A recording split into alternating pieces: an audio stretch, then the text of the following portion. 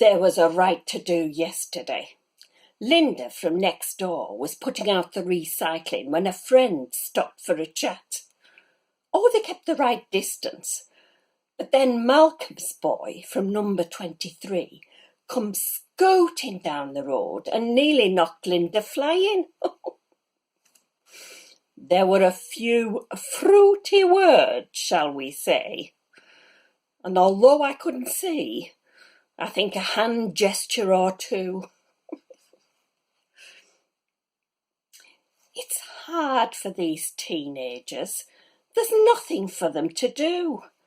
And Malcolm has his work cut out, what with Sheila working all hours up at the hospital.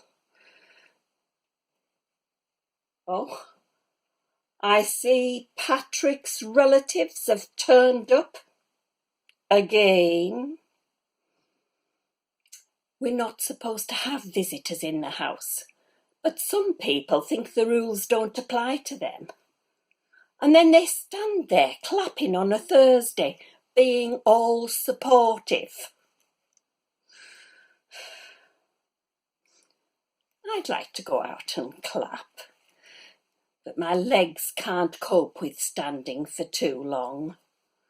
I open the window so that I can feel part of it all. Seems to me it gets louder every week. Banging pots and pans, whistles.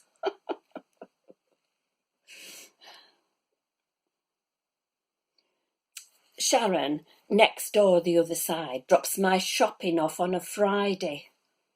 I'd happily go out, but I got a letter. 12 weeks, it said. 12 weeks. Feels like such a long time.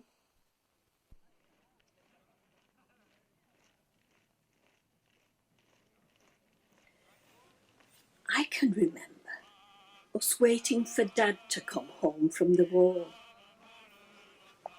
Maybe next week, Mum would say, and I'd sit behind the curtains, looking down the street to see if he was coming. I'd hide there for hours. Dad was in the 51st Westmoreland and Cumberland Field Regiment. Travelled all over. Norway, Libya, Egypt, Ceylon and India. It was part of the Burma campaign. Sometimes we'd get a letter. Oh, that was a real event. I can remember the feeling of relief. I'd see it on Mum's face as she leant down to do up the buttons on my coat. We'd go out for a walk, up to Score's farm or up Beacon Fell, feel as free as a bird. Then we got to watch the newsreels at the Alhambra, and a knot of fear in my stomach would grow again. For a treat, Mum would take me to the George for a crumpet after, but I could hardly swallow it. Weeks would pass, just waiting. It was hard, but you had to be patient.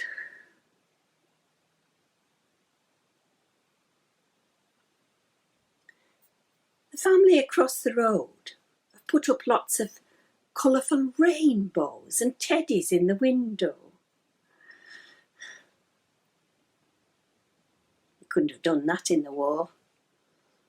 Blackout rules wouldn't have allowed such a thing.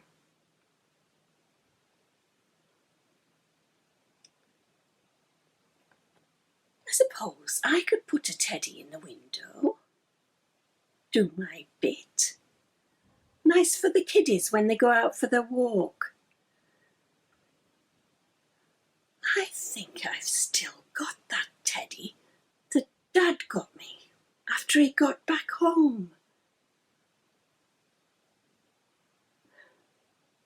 Yes. I'll see if I can find it.